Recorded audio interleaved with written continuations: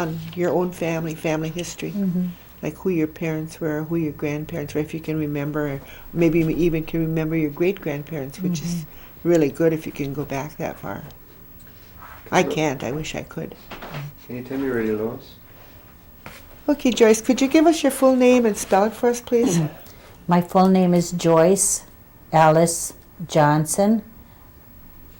It's just the last name or the whole thing? The full name. Okay. The spelling is Joyce, Joyce, Alice, Alice, Johnson, Johnson.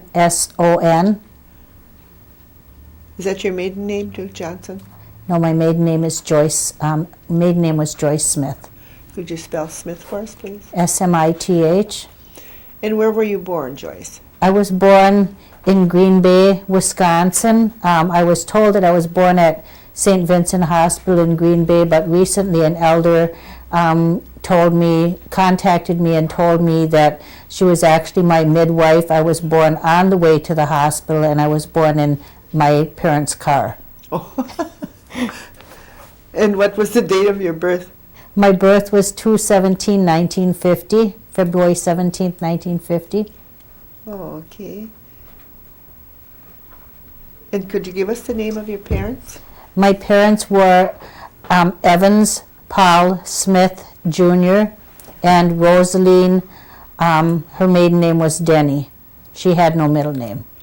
Okay, and on your father's side, do you know the names of your parents? Yes, their parents, rather. Yeah, my father's parents were Alice Parkhurst, and she married Evans Paul Smith Jr. Okay, and do you remember did you ever know the grandparents? I didn't know Alice Parkhurst. She passed away before I was born, and my grandfather Evans they were divorced when my dad was only 2 years old, and he lived in Chicago, so I only met my grandfather once. Okay, what about your father's parents? Did you know them? My dad's parents were We did that one. To their parents, the Alice Parker's parents? Alice Parker's parents were Alex Parkhurst Sr., and his wife's name was Catherine. I'm not sure of her last name. I think it was Metoxen. Oh, okay. And on your mother's side, what was the name of her parents? Her dad's name was Wesley Denny, and Wesley Parker Denny, and her mother's name was Jemima, and I believe it was Metoxen. Did you know their parents' names? I heard that Jemima's mother's first name was Hayes. Our last name was Hayes. I don't remember the first name. And I don't know who her father would have been. Did your parents ever talk about the kind of education that they had? Yes, they did. My mother went to Chicago Corners grade school up until the 8th grade, and my dad went to Chicago Corners grade school and then West De Pere High School until he was 17 and went into the military during World War II. Oh, what branch of the military was he in? My dad went into the Army. Okay. Did they ever talk about their parents' education? Did they go to any boarding schools or anything? My mother never talked about her parents' education or her dad's education, but I do know that my dad's, well, I'm not really sure about my dad's education either, of his parents' educations, but I do know that on my dad's mother's side, Alex Parkhurst Sr. had gone to Carlisle University in Pennsylvania. Mm-hmm. And I believe my mother's mother also went to a boarding school. But you don't know which one? No, I think it might have been Carlisle also, if that was a boarding school. Okay. That was a boarding school for... Okay. Did they ever talk about any of their experiences that they had there? No, they didn't talk about any of their experiences. I had a step-grandmother. Her name was Cordelia Parkhurst, and I also understood that she went to a boarding school. But she she didn't talk about that. She just talked about some of the people that she went to school with sometimes. She talked about Chester Smith. I guess he had gone to school with her at one time, and she just talked about him. They must have been quite young, about him chasing her and pulling her braids. But that's as much as she talked about boarding school. None of my family did ever talk about boarding school experiences. Did your father have any brothers and sisters? My father had one brother, Grover Smith Sr., who just passed away recently. I think it was on March 3rd. Okay, and what about your mother? Did she have any brothers and sisters? My mother had one brother. We always called him Sonny. I don't remember what his first name was. And she had one sister, Verly. Her name was Verly. Okay, what about on your mother's side? Did your grandfather have any brothers and sisters? Yes, he did have some, but some of them lived out of the area, and I had never met some of them. In fact, one I had met after my mother passed away. Her name was Cynthia Snell. She lived in Two Rivers, and then there was another, trying to think, Cynthia Schnell, and Jane Denny was one of the sisters. Okay, and on your grandmother's side, did she have any brothers and sisters? Which grandmother would? Wesley's wife, Jemima? I never heard that she did. Okay. My family never did talk a lot about brothers and sisters or things like that, and so I just started finding out who was related by doing some research on my own, some genealogical research. And do you have any brothers and sisters? Yes, I do. I have 5 brothers and sisters and 1 half-brother. Could you give us their names? I'll start with the oldest. My oldest sister is Bruce Lynn Smith Benson. My next sibling is Paul Smith, Paul Christian Smith. The next sister would be Christine Smith Pachapa. And then the next brother would be Wesley Smith. And the youngest sister, Carolyn Vaninkenfort, everyone called her Sue, passed away about 6 years ago in an accident. And then my youngest half-brother's name is Vernon Smith. Okay. Do they all live in this area? Yes, all of them do. Okay. What kind of church affiliation did you have? When I was younger, I was raised in a Methodist church, and my dad used to attend the Episcopal church when he was young. His family was Episcopalians, and my mother's side of the family were Methodist. Do you know what kind of work your grandfather did?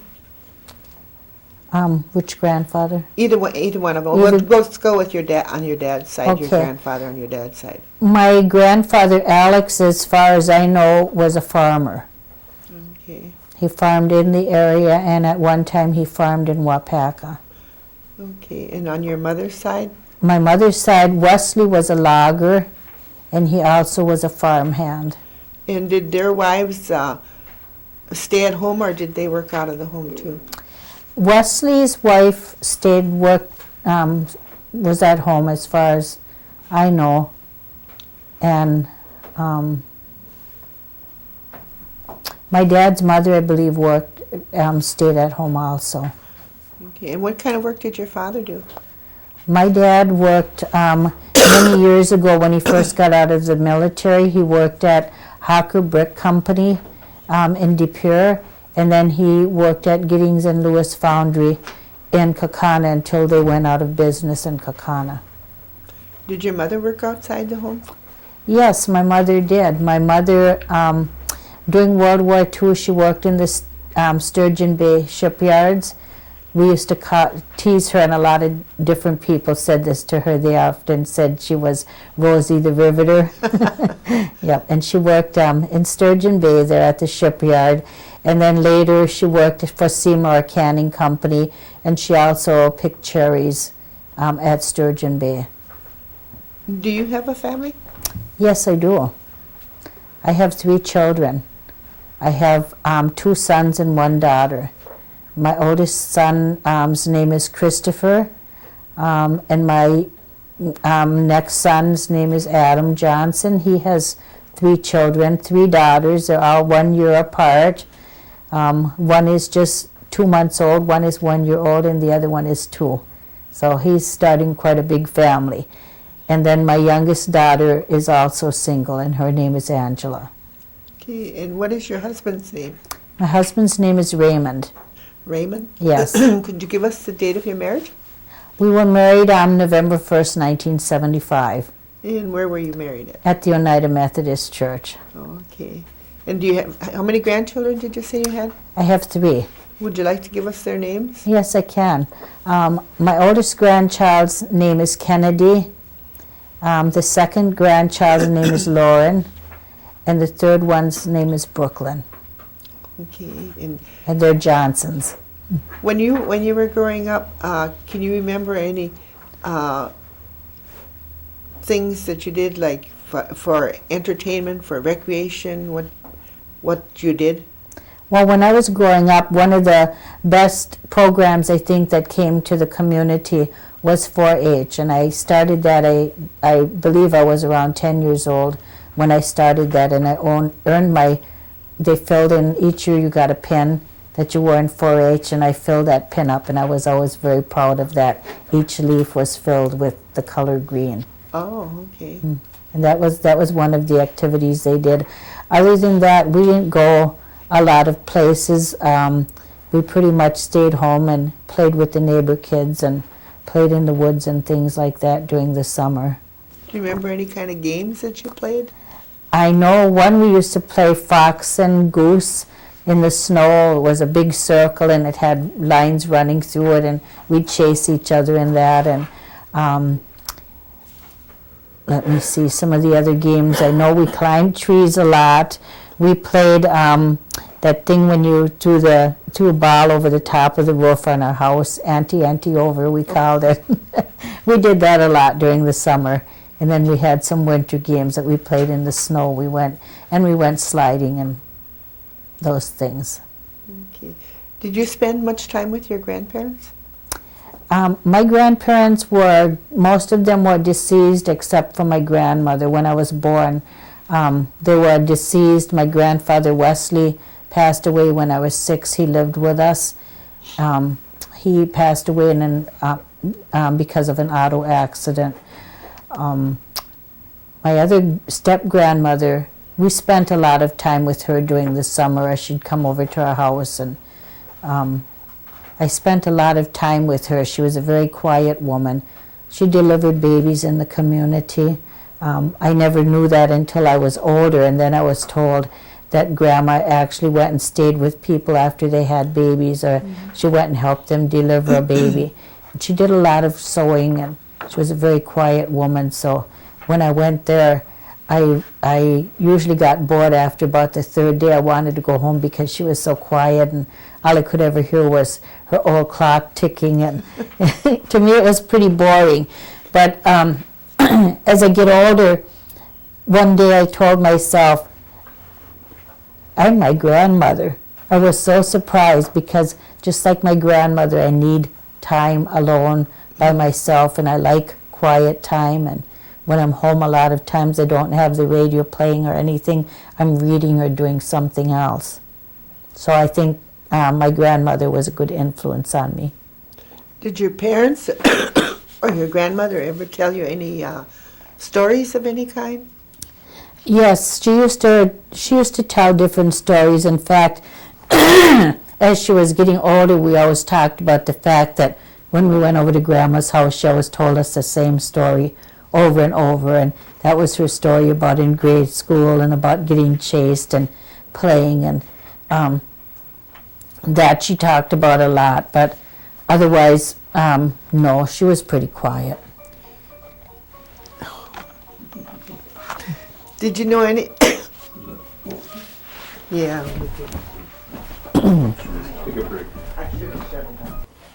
Go ahead, Lois. You were telling us about some stories that your grandmother had told you. Okay, I do remember that she did tell us some of the stories around Oneida.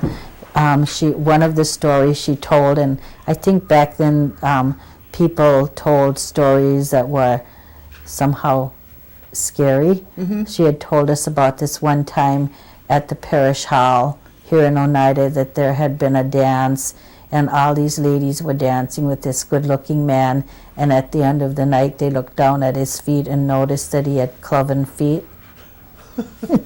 So that was one of them. They told stories like that about the ghost around Oneida and things like that. Did she ever say if she saw that too? It sounded like she did, but I'm not sure. Another time she was talking about how her grandmother was walking in Oneida on her way from somewhere, and it was at night, and she was carrying a kettle, and some wolves, she heard a pack of wolves around her, and she pounded the lid on the kettle, and they ran away. Where did you live when you were growing up? I lived down by Chicago Corners. I lived near Moss's store. In fact, we lived about 2 houses over from the cheese factory. There was a cheese factory and a store. We lived in a little white house at one time. We were pretty packed in there. And then we moved to the bigger house that was a large gray house, which is torn down now. Both Was that of them in the are. same area? Yes, right next to the little white house that we lived in. Okay. And where did you go to school then? I went to Chicago Corners grade school until I was 8. And then I went to Seymour High School. Until I was in the 8th grade, rather. And then I went to Seymour High School until my junior year in high school. I went to Appleton East and graduated there in my senior year of high school. And I went on to attend Northeast Wisconsin Technical Institute twice. I graduated from there 2 different times. I graduated from the University of Wisconsin, Green Bay, with a degree in social work. I also attended Culver City College in California for a short period. Okay. You were never in any boarding school then at all? No. Okay. Did any of your family members, your parents or grandparents that you know of, were they ever involved in the tribal government? I heard just recently, which I didn't know, that my uncle Ray Parkhurst, he would have been my great uncle, that he had been on the business committee at one time. This would have probably been in the 30s, around the 1930s, I believe. Then I also, I'm not really sure about this, but I think that my grandmother and grandfather might have been involved in tribal government. Serena, Smith, and Hulda. Mm-hmm. Those were your aunts? They were my great-grandparents. Oh, your great-grandparents. Oh, okay. And where did they live? They lived on Hillcrest Drive. Oh, okay. That would have been I our don't think we got their 54. names in before as being your great-grandparents. Oh, That was on your father's side? yes. Oh, okay. Will you want to give us their names again? Serenus, Smith, and Hulda. That was your great-grandparents? Yes, on my dad's side. Mm-hmm. Okay. Did you know if they went away to school at all? No, I don't. No. I think at one time that I read somewhere, I believe Serenus was at Carlisle University also. I believe he was at a boarding school, but I don't know about Hulda. Mm-hmm. Okay. What did you have to do any kind of chores or anything at home when you were growing up? When I was growing up, I don't remember ever having to do anything at home. I think my oldest sister was expected and did a lot of the things to help around the house. Did you? One of the things I do remember though is during the fall we used to take our wagon, our wheelbarrow down to the woods, and we'd gather kindling. We had a pot-bellied stove, so we'd go down to the woods and gather kindling and bring it up to our house to start our fire in our stove. Okay. Lost my train of thought there. We were on chores. You didn't have to do any chores because your older sister did all of that? Yep, she did a lot of Yeah. stuff to help out, like laundry and cooking. Did you ever go to Sturgeon Bay and pick cherries or anything like that? I did a few times, but I just went to Sturgeon Bay. I think more is fun. I went along to play with my cousins. Did your parents also go, or who did you go with? When I went to Sturgeon Bay, I went with my Aunt Verlie 2 times. Oh, okay. Did your parents have a garden? Yes, we had a garden behind our house. I remember having green beans in our garden. And we used to get sweet corn we used to pick out of the neighbor's field. It was right next to our house. So I think it was actually their corn for the cattle, but we ate it anyway. It tasted the same to us. You weren't sure if it was sweet corn or not. Yep, it was. I guess it was field corn. Did your parents speak Oneida? No, my parents didn't. Did your grandparents speak Oneida? My grandmother Cordelia did. When she had company, I used to, when she had company, they always chased us outside. Uh-huh. But then when we came in for a little bit, you could always hear Grandma and her company speaking in Oneida. She spoke fluent Oneida. She did start teaching me a few words, like how to count up to 5, and I think that was about it. We knew a few words, like Sarikun. Mm-hmm. Not able to speak it. No. Do you remember anything about old Oneida? How it was? I do a little bit. I remember a few of the houses that were up the hill in Oneida that are not there anymore. I remember one house just as you start going up the hill that isn't there anymore. There's a brick house in that location. I remember when the train used to come through Oneida, because when we lived down at Chicago Corners, we could hear the train rumbling late at night, and sometimes we could hear the horn blowing. I remember when Morgan's store was there. Once in a while we shopped there, but not very often. On the other end of Chicago Corners, I remember Moss's store being there. We used to do our shopping there, and they let a lot of the community people charge. And I remember our family used to charge at Moss's store, and then my dad would pay our bill with his paycheck. Okay, anything else you remember about Oneida? I remember when the mission school was still operating. I know some of the kids from this end of Oneida attended school there. I think that's about. I remember when most of the roads were still gravel. In fact, I remember when H was still gravel and Van Boxtel Road was still a gravel road. And so was Seminary Road. Stopping again. Okay, Lois, we're going again. Okay. Where did we leave off? The old mission school with the gravel roads, and the difference is still in Oh, In the Oneida? Okay, what do you see today that has changed in Oneida? I am really happy with the changes that have been made when I was a kid. Since I was a child, the changes that I see are that we have a new library.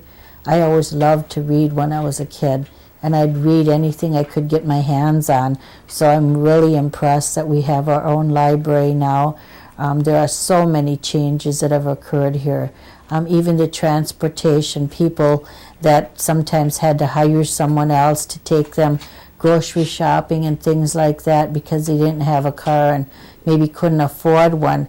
I'm very happy with our transportation system, and also the fact that it goes all the way into Green Bay. I'm really proud of our medical facility, our health center, and the fact that we have our own nursing home in the community. I've just seen so much growth. Even I've seen a lot of growth even since 30 years ago. I started working for the tribe. That's when all the businesses were down in the old Chicago Corners grade school. We had everything there. We had land management, enrollments. We had a little dental clinic that came in downstairs. We had the little daycare that was located right in the school there. Now we've grown so much and expanded so much. I can't name the number of businesses that we have here, but about 2 years ago, maybe a year and a half ago, we had a training at the Methodist Church, and we had different people there, and we went on a tour on a bus, and we were on that ride over an hour, and we probably had still only seen about half of the things that are now on the Oneida Reservation. We've got the casino now. We have our own high school and grade school, the Turtle School. When I have visitors that come here from anywhere else, I always take them on a ride around Oneida and show them the different things that we've done. And I like to let people know what we're doing with their money, and that it's a good thing, and that we're not just throwing away our money, that we're actually investing in our own community and our own economy. And I like to see that even the unemployment rate has lowered since we've had many of these businesses here. To me, it's like any Oneida that needs a job now pretty much should be able to find a job within their own community, where that wasn't always so in the past. I believe we had a much higher unemployment rate because Oneidas could not be hired outside of the community. Basically, if we did get hired, it was things like field labor and so forth. And I think there was even a time if you had qualifications and you could do other jobs, maybe if you had a college degree or something, you were still unemployable in the very close surrounding areas. So I'm very proud of how far we have come since I was younger. Did your grandmother ever talk about any kind of herbs that they used for medicines or anything?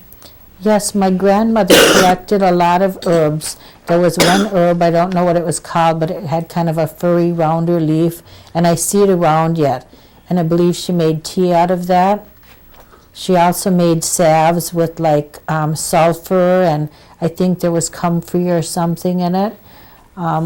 We used that when we had to. If we had cuts or sores that weren't healing, she would put that salve on, and it did work. She had elderberry. She picked elderberry and canned elderberry, and she knew a lot about herbs. Oh, okay. She used herbs a lot, but those are the two that I recall. Anybody on your mother's side, did your mother ever talk about any kind of herbs that her family used? No, my mother never did.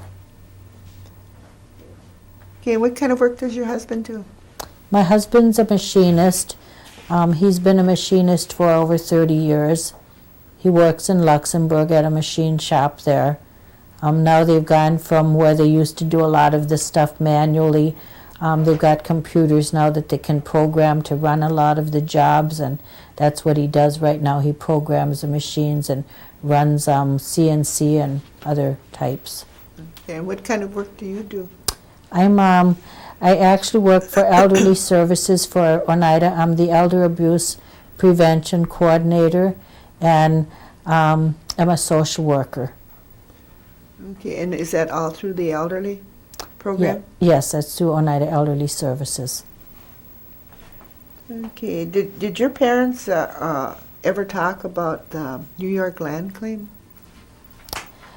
No, but I remember years ago, my parents didn't talk a lot about politics, but I do recall years ago when we were issued, I must have been quite young, at least 10 years old it seems like, when we received some checks from some types of claims. They weren't very large checks, but it was to settle something. I don't remember what it was. Okay. Did you have running water and electricity in your home when you were growing up? We had electricity in our house and we had running water, but our running water was a faucet down in our basement. Some of the other community members didn't have running water. We had another lady who used to walk over to our house with her wagon about a half a mile, and she'd bring her milk cans over and fill her milk cans with our water so she could do her laundry.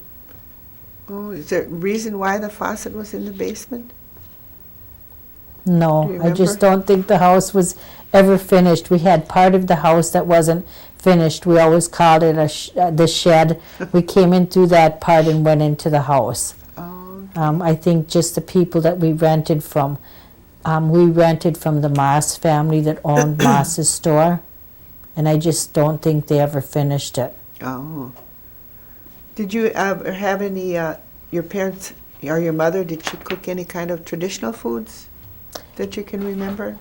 I know my grandmother used to come over, and she and Grandma used to make corn soup, and they used to make cornbread.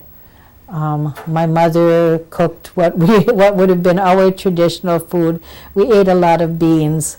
We had a lot of beans and salt pork and things that I think a lot of the Oneida families ate back Is then. that like boiled beans?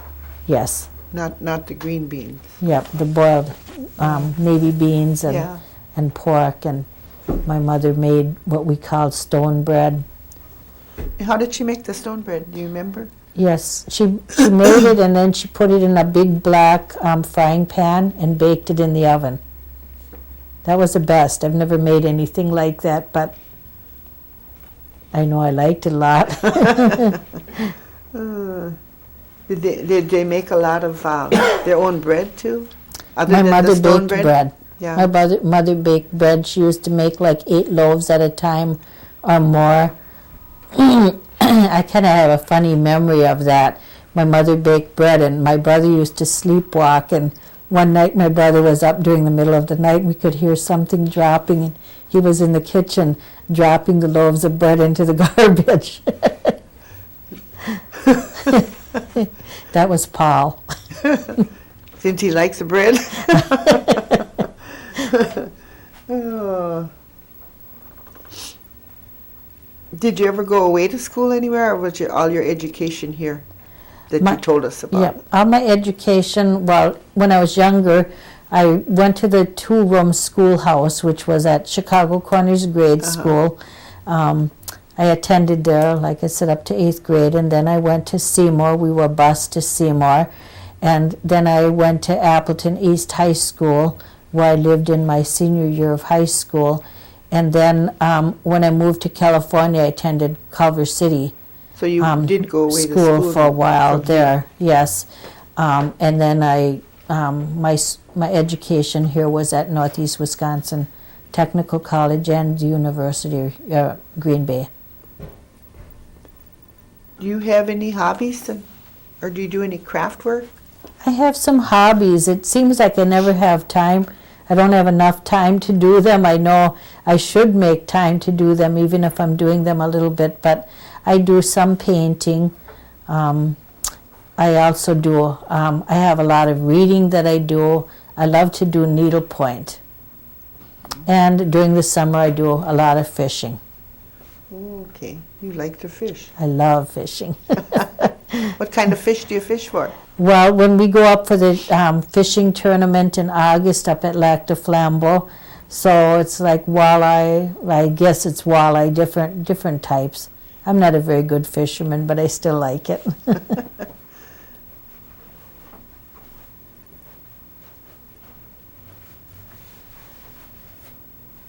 Do you vote in the tribal elections? Yes. I make sure that I vote in every election for the tribe. Are you still learning about the traditions of the tribe? Since I've started working for Oneida, I am really learning a lot. I think I'm learning about the resources that are within the tribe, and I'm learning about traditions. Last weekend I went to a retreat and they had a healing tradition, burn tobacco and that I missed most of that because I was with a client earlier, so the group went up early, but I did hear them talking about it, and I do know some of the things that they did for that ceremony. Okay. But I always wanted to learn more. You wanted to learn I more? want to learn more, yes. Mm-hmm. Do you go to the cultural center at all and learn anything over there? No, I haven't been there. Okay. What does it mean to you to be an Oneida? I know that I'm very proud that I'm Oneida. I think it's important for me to be an Oneida, to let people learn who we really are, that we're not, that we're many times very ambitious people. I guess to me, I'm just proud to be an Oneida. I'm proud that our Oneidas are learning their language, that we haven't, although it looked like our language was going to disappear, that we haven't allowed that to happen, that a lot of people have taken the time to learn our language and to teach others our language. And I guess I'm just proud to be Oneida, to try and dispel the previous, I would call them myths about our people, to let people know that, because we were unemployed at one time didn't mean things like we were lazy people. We were very ambitious. We were farmers at one time, and, coming from New York, we had our own culture there, and that a lot of the governments now are based on what was the Iroquois type of government. And so I'm very proud of that. Do you participate in any of the elder programs? Yes, I do. Do you mean like the elder activities? Mm-hmm. Yes, and I do participate in some of them. Like each year we have an elder dance, and I go to that. We also have the elders' Christmas party, and I'm on that Christmas party planning committee, which is a really big, it's a really big job to put all of it together, to have that large event, which is growing every year. I go on, a lot of the elders go on the Glenea trips, which is Great Lakes Elders Association. I go with a lot of the elders on that trip on the bus. That's every other month, and then we have an elder abuse task force, which I serve on.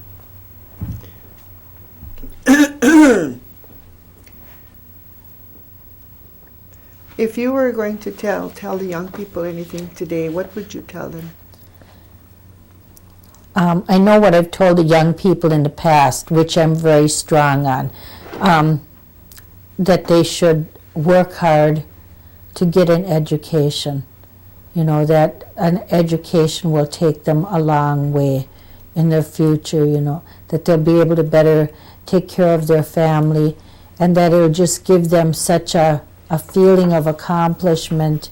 And I think that an education is one of the most important things that a young person should aspire to do in their life. Do you think the education program that the tribe has is sufficient for today? When I was in college, I think that it was very helpful to me. I think that if it weren't for that educational funds that the tribe has, I don't think that in fact, I know that I would not have attended college. I know it's a great expense, and at that time, I could not have afforded to do it, and I wouldn't have taken out a loan to do it all either. Mm-hmm. Because So the tribe helped you with your education? yes, they then? did. Okay. And I think it was very helpful for me to meet my goals. Is there anything else you'd like to tell us today? Hey, Lois, one thing that we never touched on was any of the holidays, or maybe Oh, even what yeah. a typical Sunday would be like at home. Okay. Yeah. How did you spend your holidays, and what holidays do you remember when you were Okay. growing up? When I was growing up, I think, let me see, the holidays that I remember are Christmas time. And I remember that on Christmas time, my parents always came home with a Christmas tree on Christmas Eve. And as I get older, I think of that we probably couldn't have afforded it just because of the way we live. And I really, when I think about it, I think my parents probably got the Christmas tree off the lots because our Christmas tree was always a crooked Christmas tree. We'd have to cut the branches off the back or something to keep it from tipping over. So I think that our Christmas tree was a free Christmas tree that they got off a lot at, because it came home after midnight, and that's usually when the lots close. So those were holidays. I remember during the year we didn't get a lot of fruit either. And Christmas they'd come home with like oranges and apples and nuts. And as kids, after the tree was up at midnight, we'd stay up all night long eating. And in the morning, there'd be peanut shells all over the floor and orange peelings and things. We'd stay up all night. And by the morning, everything, all the extra food that we got like that was gone. Any other holidays was that kind you of- remember besides Christmas? Yeah, we talk about that one a lot, though. Easter, I don't really remember that one very well either. I just know that we always colored our eggs at Easter. And then we usually, when we made our Easter baskets, we had Easter baskets where we had grass and our Easter eggs, of course, and they were always in a shoebox. That was your basket. That was our basket. What about New Year's? Did you do anything for New Year's? Oh, New Year's, we always went hoyaning. And what was hoyaning? That was saying like Happy New Year. Many of the neighbor farmers, if they were new and had moved in, we'd go to their door and say Hoyan, and they'd come to the door and they'd look so surprised. It was like, what is this? And we'd say Hoyan, Hoyan, and they'd go, what does that mean? And we'd say, that means Happy New Year's. And they'd said, and now, some of them would ask us what we're supposed to do. And we'd say, well, usually we make donuts, and we give donuts to people that come to the door. And sometimes they go, well, we don't have that, but they'd bring out cookies or something else. Did you go to a lot of houses? I think we went until we got cold. From our house, I think we went about a mile and a half. We'd walk. I remember going to there was a family that lived right up from Van Boxtel Road and Ranch Road. There was a farm there. And from Chicago Corners, I think that was about as far as we walked. Then we'd be cold and we'd walk back home. Any other holidays that you remember? Well, one of the holidays, on Halloween we used to go trick-or-treating, and that was a lot of fun too. I know all the kids from the other end of Chicago Corners and our end of Chicago Corners would start out, and it seemed like it was pretty late at night by the time we got done. We'd be walking down the road, and sometimes we'd meet other kids that were trick-or-treating, and they'd hear us coming, and they'd hide in the ditch, and then they'd jump out when we got there. I know we walked quite a way to get a pretty small bag of candy, but we walked down all the old spooky side roads and things, and it used to be so dark you could hardly see anything. Were you scared? Yes. And back then, too, we never did this, because if my parents found out we did this, I think they would have skinned us alive. But I know there were some kids that there were certain people. There was an old man that had a house, and he never gave anybody anything when they went trick-or-treating there. And I heard that some of the kids used to soap his windows, and that's what the kids used to do back then. I remember going down to Cornelius's bar one time to trick-or-treat, and Orville gave us these, dropped in our trick-or-treat bags, and seemed like he thought this was pretty funny, but he dropped like pickles. They were like in plastic sealed wrappers or something. He dropped those in our trick-or-treat bags. But that was one of the most fun times for us, was going trick-or-treating. Did you eat the pickles? We probably did. Even though he was being funny about it, to surprise us, I think, to us, we like pickles, so I'm sure we ate them. Anything else you'd like to tell us? No, I can't think of anything. I guess I'd like to talk maybe just a little bit about Moss's store. Go ahead. We used to love to go over there, and they had a board that was sitting on their hot water radiator heater. And I remember when we were small, my grandfather, after he got paid on Friday, Saturday morning, we always looked forward to this. He'd walk us down to the store, and we'd sit on that board there, and he'd buy us like ice cream and pop. Like 8 o'clock in the morning, we were eating ice cream and drinking pop, and we'd sit on that board while he visited with Ray and Mary Moss. And that was always a good memory. That was always a nice treat for us, that Grandpa would do that, and we could count on it every Saturday morning. I remember going over to Moss's store, like to buy big bologna. I remember these different things that you don't see anywhere. And now if you mention big bologna anywhere, other people laugh. They go, big bologna? You know, what's big bologna? To us, it's bologna. And we used to go over there and we would buy that. Mary was always very good to us. When we were kids, when the flowers were coming out in the springtime, we would walk over to Moss's store, and we'd knock on the back door, and we'd hand her flowers, and then she'd go in and get us candy. We knew what we could do, and what elders around would appreciate our flowers and give us candy. There was a lady we called Tootsie. Her name was last name was Tellickson. She lived right across the field from us, and we'd go pick flowers there too, and we could go to her house and get candy. And then my grandmother, my great aunt Charlotte, lived across from Moss's store, and she was a real small lady, and she had tons of cats. She had we'd go over there and there'd be cats sitting on everything. And my mother used to make us go over there during the summer and help pick her beans and, you know, help her with whatever she needed over there. She'd have a garden over there? Yes. Oh, okay. But I really have good memories of Moss's store. I wish it was still open. Up until the time it closed, it seems like it was 6 or 7 years ago, whenever I was taking friends anywhere that were visiting, I'd always drive them past Moss's store, and I'd always bring them into Moss's store and introduce them to Mary or Marion or whoever was in the store, and we'd always visit a little bit, and she'd always ask about my family. Mary was always like that. She was always very happy to see us again, and made us feel very welcome, and was always happy when we brought someone there to visit. Too bad they couldn't have made a historical marker out of that place, huh? I sure hope they do something with it. My brother owns it now. So I don't know. Maybe it'll be up to me to do something. I'd like to see the building remain there and see something done with it, whether it's an old-fashioned candy shop I'd like to see in there, with cards or something.